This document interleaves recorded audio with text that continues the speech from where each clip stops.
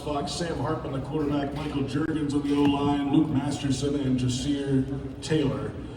Coach and guys, welcome to the TaxSlayer Gator Bowl. How about an opening thought about the week so far and the preparation for the game, Coach? Yeah, just first off, thanks to all of you for being here and covering Wake Forest football and the TaxSlayer Gator Bowl. We're honored to be here. We're extremely proud of our football program. We had a great season. We had tremendous buy-in from our football team and just had a great year. And these guys had worked incredibly hard to get to 10 wins, to win the ACC Atlantic title. The first team since Florida State and Clemson to do that in about 15 years. To play in an ACC championship game and to have a chance to achieve an 11th win, which has only been done one other time in school history. So we're proud of our season and thrilled that we have one more opportunity to play a football game together.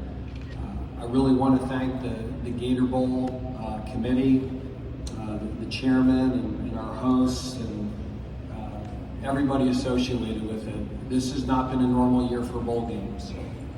And you know, when we won a 10th game against BC, you know, one of the things that we were excited about is, guys, we're probably going to be now in a Florida Bowl. And then when we got the invite to the Gator Bowl, our guys were fired up. You know, we have a lot of players from the state of Florida, and we were really excited to play, you know, the one team in the country that beat Alabama. And Texas A&M has a great program and a great team. And then when COVID hit, it felt like 2020 again. And we really appreciate how aggressively the Gator Bowl fought to keep the game going. Our players, we met with them when Texas A&M canceled. And they said that we want to play a game, but we want to play in the Gator Bowl in Jacksonville, Florida. We don't want to go anywhere else. This was a reward for a great season. And if we're not going to play in the Gator Bowl, then if we finish 10-3, so be it. But we want to play in the Gator Bowl. And what they put out was, as they said, appropriately so, was a very aggressive one-tab. And then it became a matter of a 5-7 APR team, or maybe a team in a second bowl. And I give Rutgers and Greg Schiano a ton of credit. I think it speaks volumes of the job that he's already done there, that you had a bunch of 5-7 teams with good APR scores that essentially said, no, we don't want to play in the game. And if Rutgers had turned it down, I'm not sure if we would have played. You know, maybe we'd have ended up against another Big Ten team. But the fact that Rutgers wanted to play in the game and made great efforts to do so, I think speaks volumes about what Greg is building at Rutgers. And they had a great season. You know, this is only the first time since 2014 they've won 5 games. If you look at the 3 best divisions, not conferences, the 3 best divisions in college football, you know, whether it's the SEC West, the Big Ten East, or the ACC Atlantic, you know, we play in one of those divisions and Rutgers plays in another one of them. So they've played a playoff team in Michigan. They have played a top 10 team in Ohio State. They've played a top 10 team in Michigan State. They've played a very good Penn State program. And if you watch what Maryland did yesterday, there's a lot of really good football teams. So I know Greg, I've known him for over 30 years. He would not have taken this game if he didn't believe he was going to win it. And this is going to be a very competitive, very hard-fought football game against a really good football team in the Big Ten East. And again, you know, people will look at the record. You got to look at the schedule. And there's a lot of good football teams with winning records. If they played Rutgers' schedule, it would look differently. So again, we're thrilled to be here. We're excited for a competitive contest. And we just want to thank the Gator Bowl committee for inviting us and finding a way to save the game. The city of Jacksonville, the people at the Omni for doing just such a phenomenal job of hosting us. And obviously Mother Nature has cooperated this year, and we're grateful to her as well. Should be a great weekend here in Jacksonville, Coach. Let's start here on the front row. If you have a question, get your hand up. We'll get a microphone to you. Yes. Dave, Keith Sargent, NJ.com. Your relationship with Greg, you mentioned 30 years. Can you pinpoint like an origin of how you guys kind of met and then how the relationship has kind of evolved over those 30 years? So Greg had a fraternity brother and a teammate of his at Bucknell by the name of Ed Foley, who I'm very good friends with. And Greg is a year older than me, but I got to know Greg through Ed.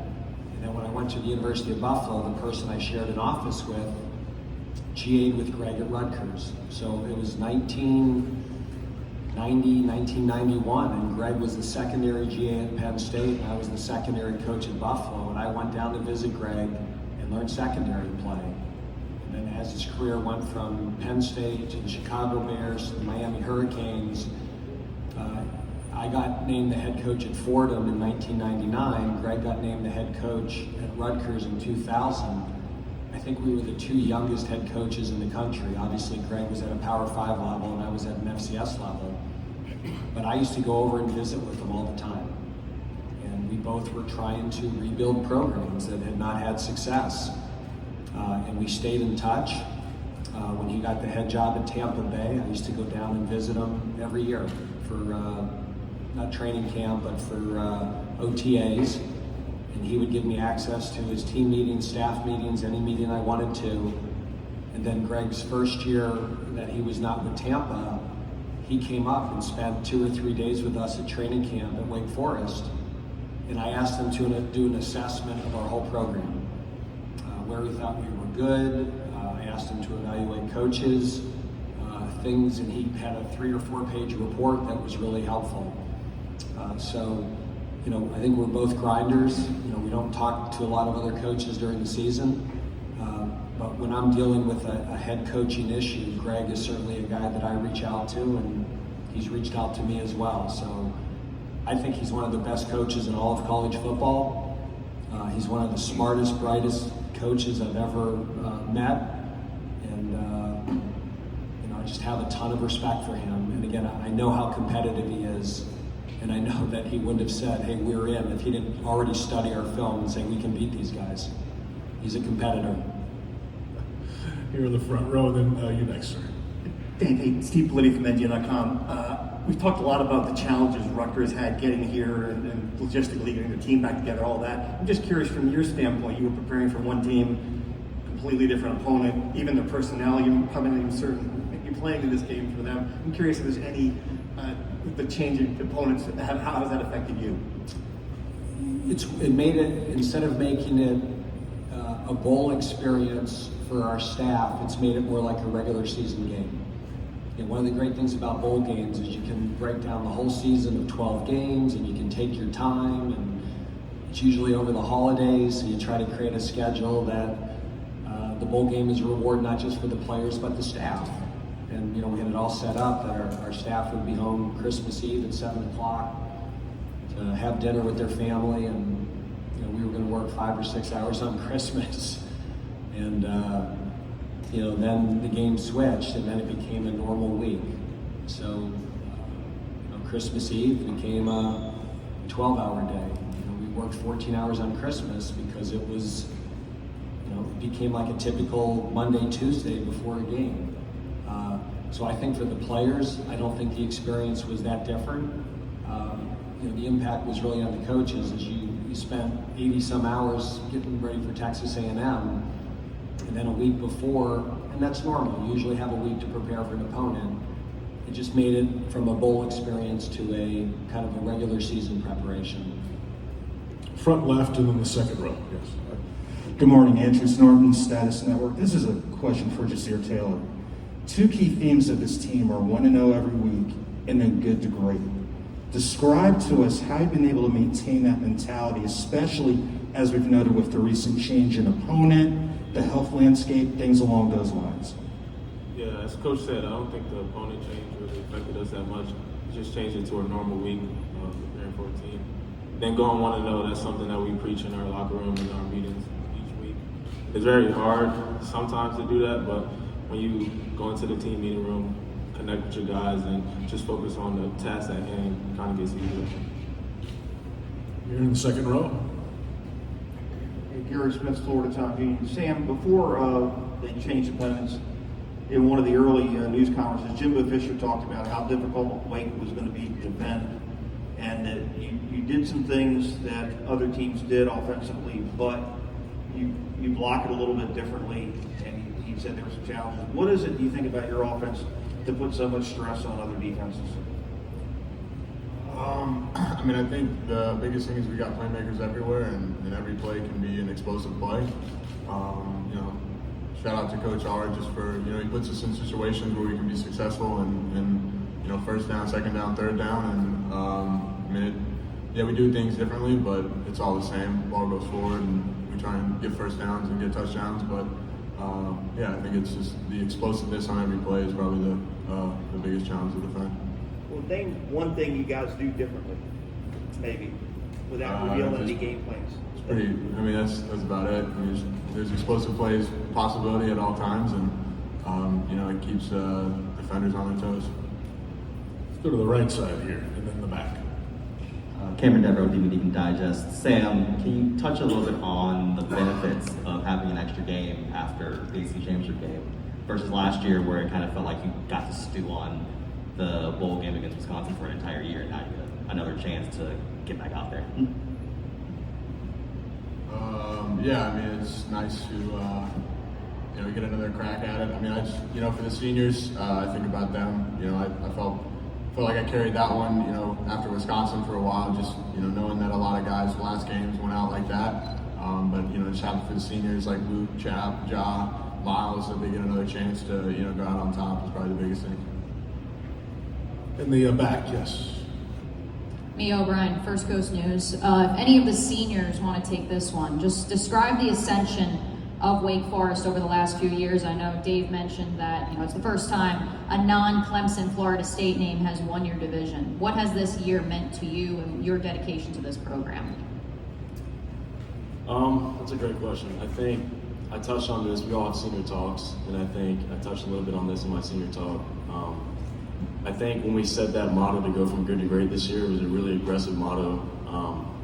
It wasn't something that we've done in the past, and I think when we put that out there, the whole ACC looked at that, and if we didn't accomplish going from good to great, it would have looked pretty stupid. And I think just the complete buy-in from everything, from winter workouts to spring football to summer workouts and into camp, it was the best that I've ever been a part of at Wake. You know, the seniors obviously helped lead that, but even the scout team was the best scout team that I've ever seen. And we had complete buy-in from the whole program. And I think if you're going to accomplish something that we wanted to accomplish, you have to have that. So it was really a team effort, and I think everybody completely bought in from the start to finish. Kind of piggybacking off that, I haven't been here as long as everybody else up here, but since I've been here in 2019, I've noticed the culture is just different. You know, Saturday mornings, the whole team is in the indoor, you know, working out, coaches not there, you know, and then going from there and just getting better every single year has been something very special to be a part of. The questions here on the right, yes. Miles, with the departure of Lyle Hempel to Duke, obviously things have gotten shifted around with who's kind of calling plays, coaching adjustments, etc. How do you feel like the guys have handled the departure / moving to this different sort of system and play calling going to the game? Coach Hempel did a great job. You know, we're all going to miss him. You know, all the other defensive coaches have done a great job game planning, you know, not skipping a beat. So we're really confident on how we're going to do. Here in the front row again, we've got a few minutes left. Dave, I know your offensive coordinator is from New Jersey, and you have some, I mean, you talked about Fordham, and you have a lot of Northeast roots, but can you just talk about your philosophy with recruiting New Jersey? I know Jasir, you know, is from the state, so can you just talk about, you know, how, you know, you made New Jersey an emphasis? You know, I always joke that the heart and soul of our program, we always is going to probably usually come from within the 5 hours of Wake Forest. So if you look at our roster, it's predominantly North Carolina, Georgia, South Carolina, Virginia. Jacksonville has been a great, great city to the Demon Deacons. You know, from Riley Skinner to John Wolford and Ryan Smenda and J. Deontay Nash. It's been a really good area. But sometimes the arms and legs can come from anywhere. And we will leave our little 5-hour circle to get a player that we think fits our school, fits our culture, and can make a difference in our program. And with Jasir, he was kind of a late addition. Looked like he was going to Temple, and we needed a defensive back. And his film just popped out when we watched it. And we flew up to New Jersey and spent time with him and had him visit. And I think guys like Jasir and Luke and Chap and the other guys up here kind of epitomize our program, that a lot of players we take, maybe flew a little bit under the radar in terms of recruiting rankings, but they had intangible skills, a work ethic, a love of football. And to me, they're as good as a lot of the 4- and 5-star guys we play against, 2 or 3, 4 years later. So these guys these guys up here with me right now, they can play anywhere in the country. So we go after guys that we think that their best years are ahead of them, and there's no question with Jasir, we thought a couple years in the weight room, and he had the right makeup to become an elite corner in the ACC, and almost all these guys up here proved us right. Great. We'll go back in the second row behind here, Dylan. Dave, you touched a bit on recruiting, and I mean, with the state of Florida, you have Luke up there himself in the state of Florida. How important is this game and having this sort of spotlight on Wake Forest and gonna envision helping recruiting when you're going against featuring Georgia, Florida, Alabama, all these schools? Well, I don't know how many recruits we're going to beat on Alabama because we're in the Gator Bowl, but I think the 10 wins, obviously 11 would make it even more elite. I think there's only, right now, 14 or 15 Power 5 schools in the country that have double-digit wins, and we're one of them. The facilities we've built have helped, but this is all. You don't go from the bottom to the top. There's a ton of incremental steps that you take, to go from non-competitive to competitive to average to above average to being a great football team. And we don't want to just be a great football team, we want to be a great football program. And great football programs find themselves in this position, maybe not every year, but consistently. And so all these and getting to a Tier 1 bowl, like the Gator Bowl, only helps us moving forward with recruits. And we had 12 commitments this year, and some of those schools that you talk about, the very, very elite in college football, came in on some of these players late. And if we don't win 10 games, don't get to an ACC championship game, don't get a Gator Bowl bid, or maybe they feel that they should go somewhere else and play big-time football. And now they realize, no, Wake Forest is playing big-time football. So these guys helped establish that, and now it's our job to keep that momentum going so that good to great doesn't become a one-season theme, but a program theme. Got time for a couple more. Any other questions? Let's go to the back again. Mia? Several people texting me asking, I know it's kind of warm in Carolina right now, but Luke, especially now knowing you're from Florida, I mean, are you guys enjoying the Omni? What's the go-to hangout right now? Yeah, it's been awesome. I think we've been lucky to have really good weather too. Sometimes this time of year it's a little cold and rainy, so we've been really lucky to have some sun. We've all been hanging out at the pool a little bit. The hot tub's been a big place to hang out after practice and stuff. But just being out of practice too, feeling the heat. Guys getting a little crop top action on the shirts, and just enjoying it. Sam, how's the hair holding up? I don't know, you tell me.